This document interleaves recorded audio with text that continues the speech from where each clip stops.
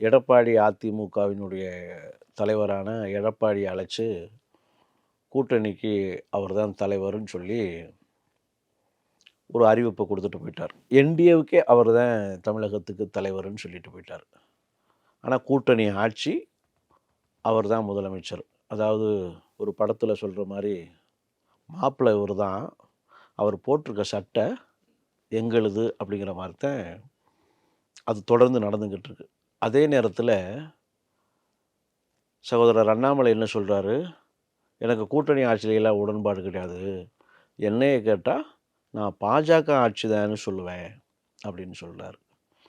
அக்கா தமிழிசை என்ன சொல்கிறாங்க, அண்ணாமலை கருத்துக்கும் பாஜகவுக்கும் சம்மந்தம் இல்லை அப்படின்றாங்க.